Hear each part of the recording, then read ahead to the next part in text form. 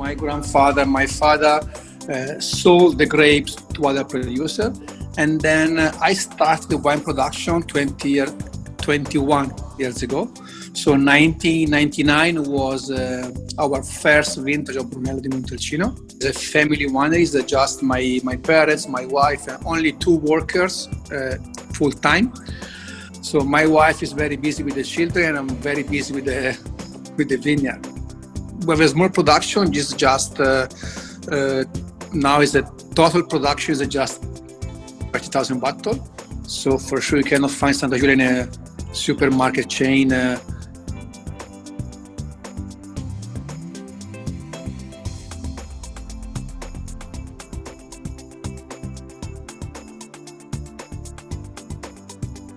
Look at the courtyard. This is the part of the old family. Normal, you live. I love this. This is a important part of the farmhouse. The wood oven. The wood oven was the place we're able to make bread for the whole week and to cook whatever you need at that time. Each farmhouse they had a wood oven. So this one that became one of the tasting room for summer, it was the stable for the pigs. Now they don't have, they have another location for pigs, so they set into a tasting room, and then still there, olive trees and vineyard, because the farmhouse produce obviously extra virgin olive oil too, so not only wine. And this one, it was the stable of the cow years ago. They still have a little picture of the great grandfather of Gianluca in the 900 with the typical Tuscan white cow, the Chianina beef. And this is our tasting room. Well, buongiorno everybody. This is Emanuele. I'm from Tuscany. I'm born and raised here in Tuscany. I run a small tour operator in the south province of Siena. And mainly I give wine tours, hiking tours, or sightseeing tours for Italian and international guests right now since about 13, 14 years. And well, yes, I would love to try to bring you here in one of my favorite areas. We are in a Montalcino. As everybody knows, we are in the area where they produce the most beautiful Italian wine, in my opinion, is Brunello di Montalcino.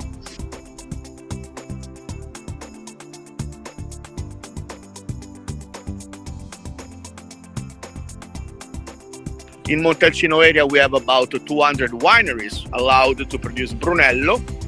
And to produce this amazing wine, the most important rules is that you need to have 100% of Sangiovese grape from Montalcino area. So no blend is allowed. Sangiovese obviously is a red grape.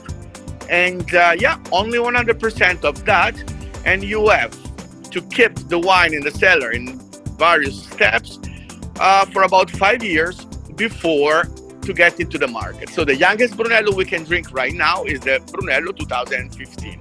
By the way, here we have the owner, is Gianluca. He's the owner and the winemaker of this small winery.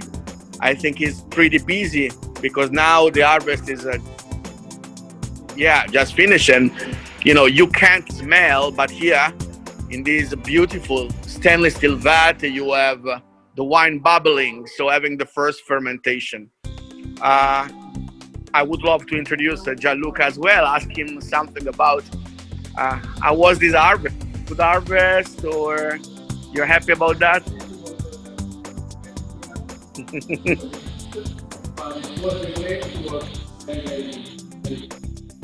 Bene. So quickly, how long the wine is going to stay here in your stainless steel vat? This usually takes 3 weeks, more or less 3 weeks. So every day we pump the wine from the bottom on top, so we do rotation.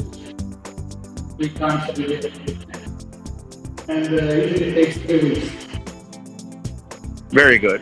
And after this story, I make it short, but I would love to show you everything in a quick time.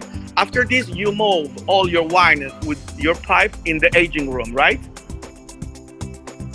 I hope the connection still works because the little cellar is under the ground. Let's see. Sure, sure. This is a church. Look at this, a cathedral. Here we go. So yeah, you don't have just the wine smell, but even the wood smell. Mm-hmm. And the wine stay here for about 3 years, Gianluca, right?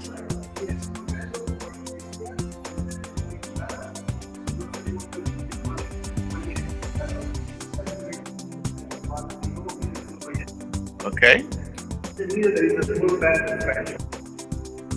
Yeah, you can check from the top. All barrels are pretty much filled up with wine. So in this case, no oxygen can enter inside and can't damage the procession of the aging. Yeah, Gianluca, 3 different wines before: Brunello, Rosso di Montalcino, and an IGT. So each winery is able to produce more than just a Brunello, but step by step I will introduce you about the wine in a moment. Please. So this is the ritual. Gianluca is opening his 3 bottles. So what an honor. Open the bottle for us. So the Merlot is not a Brunello, obviously. Merlot is a sort of evolution of their table wine that they produce here since many years. So years ago, they decided to start to age their table wine in a good French oak, and it came out 100% of Merlot that break a little bit the tradition of the Sangiovese. So it's a sort of I don't know, fun wine for the owner who would love to drink something different. Then Rosso di Montalcino, that is a sort of young brother of the Brunello di Montalcino, is produced still with 100% of Sangiovese grape, but is aged only 1 year in a wooden barrel before to go in the market. And then the king, the top, Brunello di Montalcino, 100% of Sangiovese grape variety, 5 years in the cellar before to be in the market. Usually a couple of years in stainless steel vat and 3 years in a wooden barrel, and is released from January of the 5th year after the harvest. By the way, today we're lucky because we have available the 2015 that is globally, awarded as one of the top year here in Tuscany, probably one of the best of the last 20 years.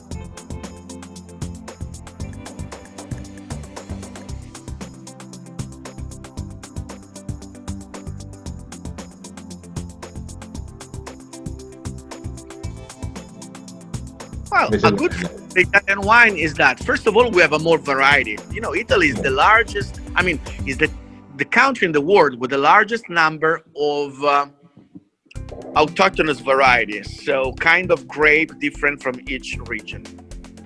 Anyway, guys, let's play the game of the good sommelier.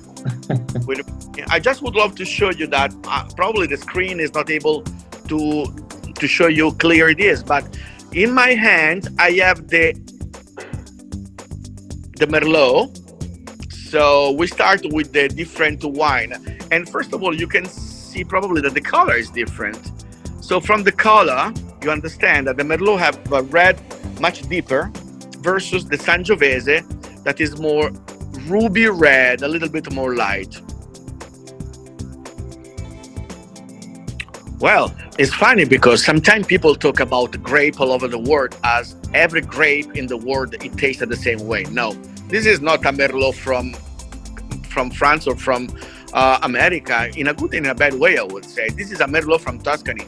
It smells of the beautiful. It reminds you of Sangiovese somehow, I would say. I have a strong flavor of fruit, red fruit. Go in direction of the strawberries, in direction of this red juicy fruit. We have a guest over there.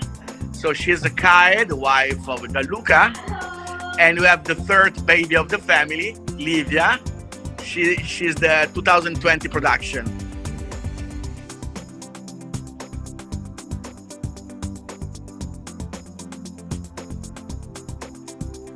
And so now, well, going back to the food, this is a typical food of, sort of snack or all-day meal that we have in Tuscany. Um, the cured meat produced here in the farmhouse, it matched perfectly with the Sangiovese. Oh yeah, I can see the color from the screen. You see now the red Sangiovese is lighter. That's why the Romans called this grape Sangiovese, blood of Jupiter, because the color reminds you blood. And obviously, it was a wine started to be by the Romans. Obviously, the flavor was totally different. They had honey and spices and that. You were drunk with a shot, but the grape is the same, Sangiovese. This is Rosso di Montalcino, the young brother. Let me turn quickly. Okay, I would love to be in the screen too.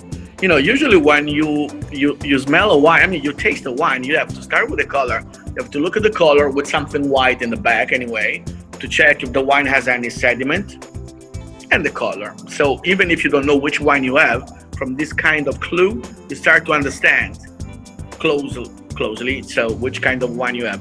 Ruby red, so I go in direction of the Sangiovese. It's clear, no sediment. Then you put your nose inside. Quick smell to understand what's happening in your nose. Then you can swell a little bit, and you do deeper. You let evaporate the flavor of the wine up, and then stick your nose inside again. Wow. I have stronger sensation than the Merlot. I have more, not just fruit. I feel the plum. I feel roses. I feel flowers. Very elegant. I don't have a lot of spices note, I would say. The spicy note, they came after the aging time in the wooden barrel. This is a wine that stay in the wood barrel. How long, Gianluca? A few months, right? Just 1 year. So the fruit is predominant versus the spicy note. You don't have any bad sensation in your nose. You would love to smell it forever. It's really a nice rotation, fruit and flowers. Flowers, I would say we are in the direction of rose, mauve.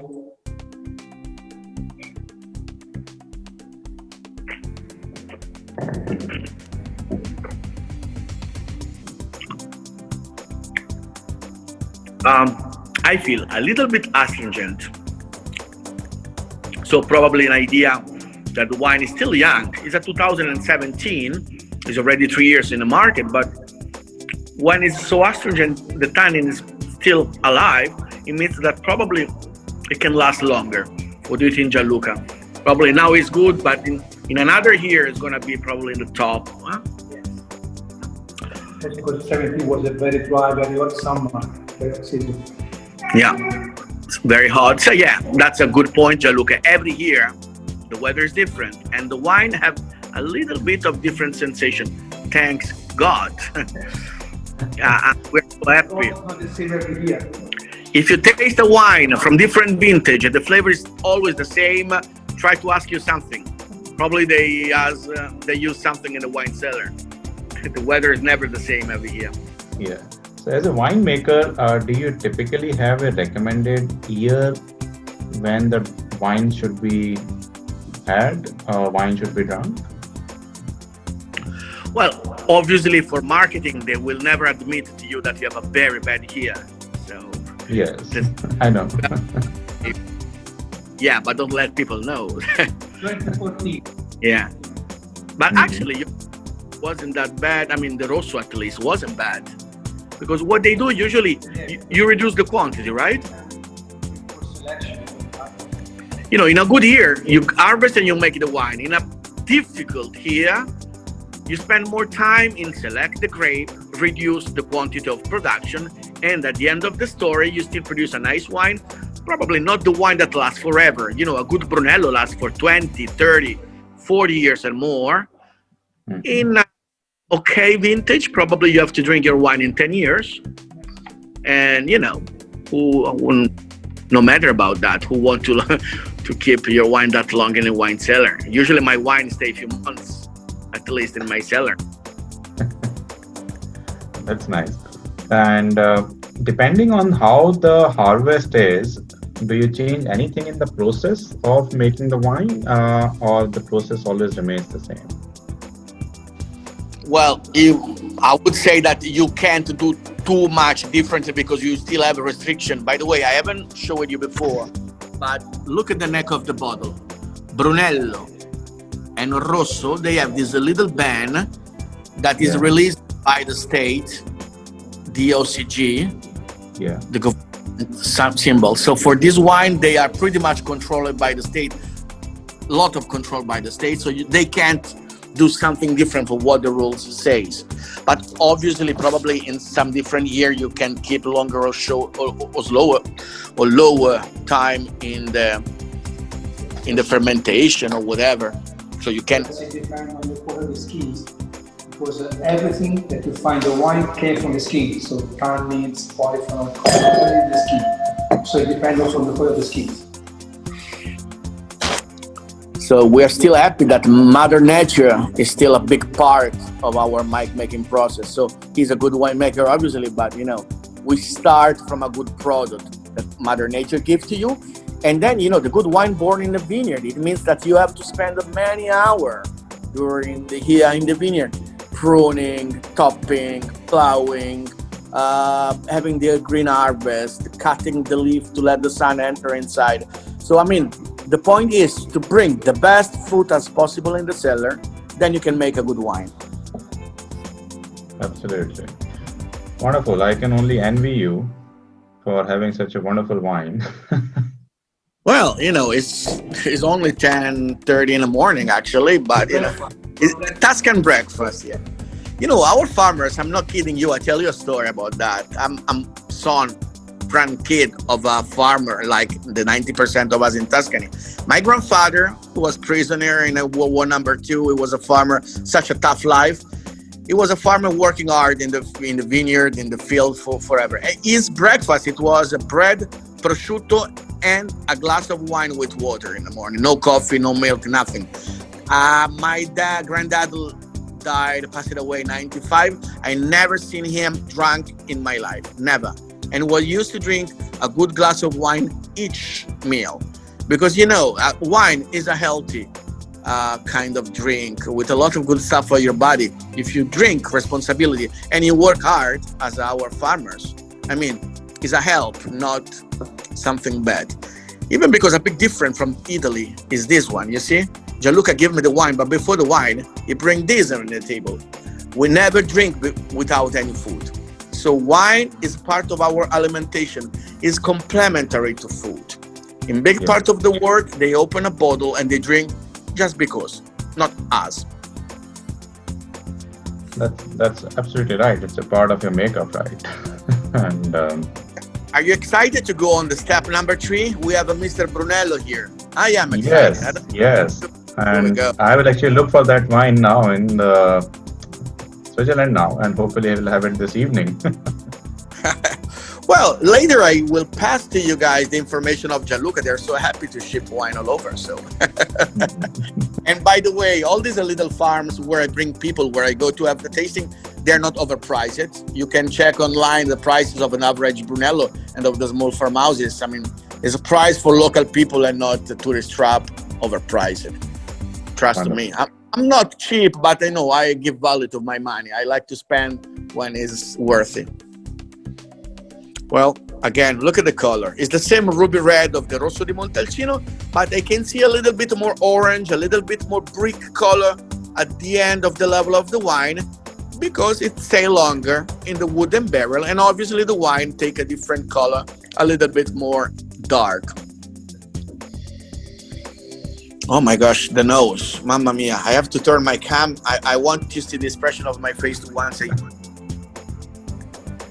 Elegant. You have a little bit stronger alcohol evaporating in your nose, but it's not annoying. It's not scratching your nose. It goes up with this, still the fruit and the flowers I had in the previous Rosso, but some sweet note came out.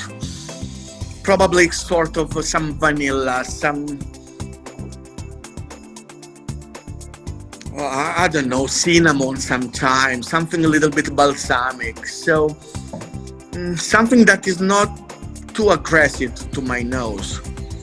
And that let me will to put a little quantity in my mouth.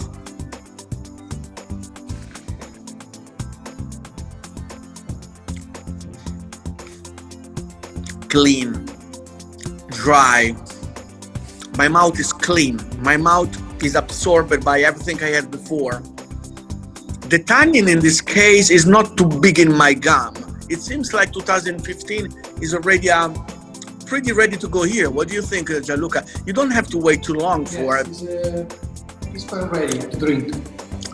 Usually a good Brunello is in the market after 5 years, but it's good after other 5-6 years. This one is ready to go. It's elegant. It's powerful. You want a little bit of a pasta with sauce. So it's the great wine for the great occasion, for your lamb, for your stew meat, for very aged cheese. Pecorino cheese aged for about 1 year. That's just perfect. And now I have swallowed my wine since 14-15 seconds probably. I still have this beautiful aftertaste in my mouth that still keep my mouth with flavor. So now we go in direction again, fruit. So it's like a rotation, fruit, flower, spicy. That is really, really elegant. Anyway, so this is the idea of our tree wine produced in this little winery. By the way, again, I would love to show you the beautiful little bottle of extra virgin olive oil. This is one of the last bottles of this year because soon, November, we're going to harvest the olive trees and produce the extra virgin olive oil in Tuscany. And a couple of words about the extra virgin. We call extra virgin only the oil that has less than 1% of acidity, so 0.0 whatever. It means it's a very, very healthy kind of oil, full of omega-3 and good elements for our body. So the color usually is green and is a little bit bitter in the back of your tongue, pretty aggressive.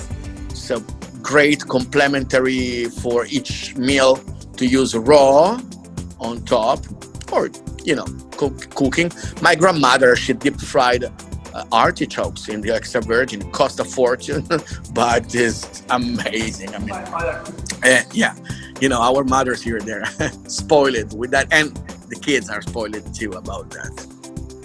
The end of the procession of the fermentation, they take their dry skins of grape, they bring to the distillery, and then they buy back their grappa.